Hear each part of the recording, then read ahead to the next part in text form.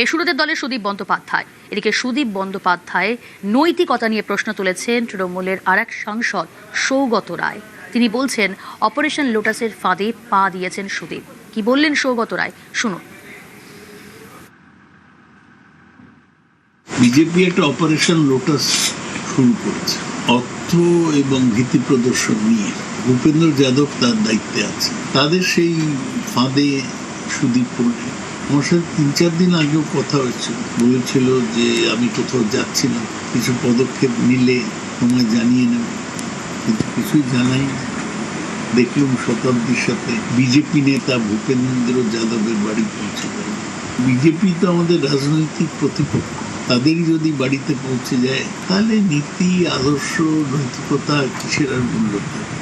খোঁচা দিতে ছাড়েননি অর্জুন সিং। তিনি বলছেন সৌগত রায় কবে কি বলেন ঠিক নেই। শুনুন অর্জুন সিংয়ের প্রতিক্রিয়া।